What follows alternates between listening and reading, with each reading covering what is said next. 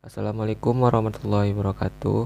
Perkenalkan, nama saya Muhammad Farhan Khiari, BP 191055-2010, perwakilan dari kelompok 4 Statistik Ekonomi, jurusan Manajemen Fakultas Ekonomi Universitas Andalas Kampus Payakumbuh.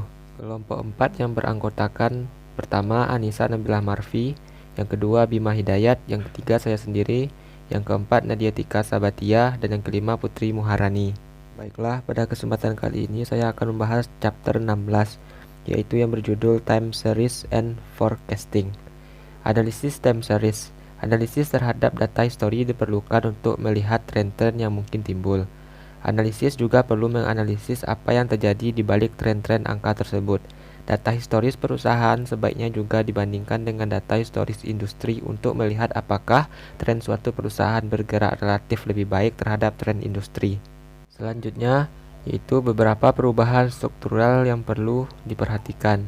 Yang pertama yaitu peraturan pemerintah. Yang kedua, perubahan kompetisi. Yang ketiga, perubahan teknologi. Dan yang keempat, akuisisi dan merger atau penggabungan perusahaan. Terdapat 3 pendekatan dalam analisis time series. Yang pertama yaitu pendekatan ekonomi, pendekatan statistik, dan pendekatan visual. Selanjutnya, komponen data time series. Yang pertama yaitu tren, yang kedua siklus, yang ketiga musiman, yang keempat ketidakteraturan, dan yang kelima yaitu dalam beberapa situasi, analisis ingin memecah data time series ke dalam 4 komponen tersebut. Pertama, kita masuk kepada tren. Tren merupakan pergerakan time series dalam jangka panjang, bisa merupakan tren naik atau turun. Diperlukan waktu jangka panjang 15 atau 20 tahun untuk melihat pola tren tersebut. Tren tersebut bisa dipengaruhi oleh perubahan jumlah penduduk, perubahan teknologi, dan semacamnya. Yang kedua, siklus. Siklus merupakan fluktuasi bisnis dalam jangka yang lebih pendek, sekitar 2-10 tahun. Belum ada penjelasan yang memuaskan terhadap penyebab timbulnya fluktuasi siklus semacam ini. Lamanya dan besarnya fluktuasi juga sangat beragam, dari perusahaan ke perusahaan dan dari industri ke industri. Yang ketiga, musiman. Musiman merupakan fluktuasi yang terjadi dalam lingkup 1 tahun. Ada beberapa penyebab timbulnya fluktuasi musiman, seperti disebutkan di muka. Pertama, karena peristiwa tertentu, misalnya karena peristiwa Lebaran atau Tahun Baru. Yang kedua, karena cuaca, misal musim hujan dan musim kemarau. Yang keempat, ketidakteraturan. Fluktuasi semacam ini disebabkan karena faktor-faktor yang munculnya tidak teratur dengan jangka waktu yang pendek. Misalnya suatu perusahaan mengalami musibah karena salah satu gudangnya terbakar, maka data keuntungan perusahaan pada periode tersebut akan terpengaruh. Selanjutnya kita masuk kepada mengukur pengaruh tren. Yang pertama, menggambar dengan tangan, misal dengan menarik garis di antara titik-titik observasi. Kelemahannya yaitu subjektif dan kelebihannya yaitu mudah. Yang kedua, menggunakan model matematika, misal membuat garis lurus dengan menggunakan rumus least square. Kelebihannya yaitu objektif dan kelemahannya yaitu terlalu mekanistis.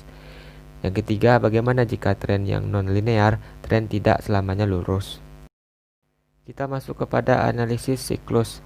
Yang pertama yaitu siklus bisnis muncul dalam jangka waktu menengah 2-10 tahun.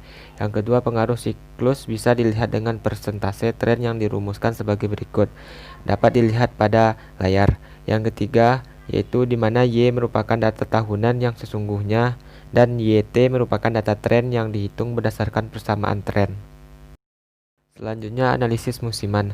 Pertama, analisis mungkin ingin melihat pengaruh musiman untuk beberapa tujuan, misal untuk mengalokasikan anggaran penjualan tahunan ke dalam kuartalan, di mana penjualan kuartalan dipengaruhi oleh musim. Kedua, analisis ingin menghilangkan pengaruh musiman untuk melihat tren, siklus, atau ketidakteraturan lebih jelas. Dan yang ketiga, bagaimana menghitung pengaruh musiman? Jelaskan. Untuk penjelasannya dapat dilihat pada slide yang sedang ditampilkan. Kita masuk kepada pendekatan analisis sekuritas atau multivariasi untuk forecasting. Di sini terdapat kelebihan dan kelemahan. Kelebihannya yaitu: 1. Mampu menyesuaikan terhadap informasi dari berbagai sumber. Yang kedua, mampu menyesuaikan terhadap perubahan struktural secara cepat. Yang ketiga, mampu memperbaharui secara kontinu untuk informasi baru. Kelemahannya yaitu: Yang pertama, biaya yang cukup tinggi. Yang kedua, ketergantungan yang tinggi terhadap kemampuan individu analisnya. Yang ketiga, analis barangkali mempunyai insentif untuk tidak menampilkan forecast yang tidak bias. Yang keempat, analis barangkali bisa dimanfaatkan oleh perusahaan-perusahaan tertentu. Selanjutnya, pendekatan univariasi mekanis untuk forecasting. Di sini juga terdapat kelebihan dan kelemahan. Kelebihannya yaitu satu, mampu mendeteksi pola tertentu pada data masa lalu. Yang kedua, tingkat subjektivitas yang rendah. Yang ketiga, biaya yang relatif lebih rendah. Yang keempat, mudah diperbaharui. Dan yang kelima, bisa menganalisis lebih lanjut dengan metode statistik. Kelemahannya yaitu satu, jumlah observasi yang terbatas pada situasi tertentu.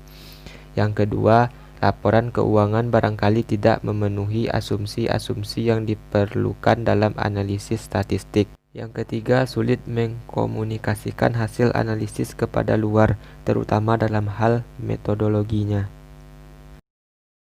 Manakah yang lebih akurat? Secara umum, forecast yang diberikan oleh analis keuangan biasanya lebih akurat dibanding dengan forecast dengan menggunakan model analisis time series. Secara umum, model forecast multivariasi biasanya lebih akurat dibandingkan dengan model forecast univariasi. Demikianlah penjelasan yang dapat kami sampaikan dari kelompok 4. Apabila salah dalam penyampaian, kami mohon maaf. Assalamualaikum warahmatullahi wabarakatuh.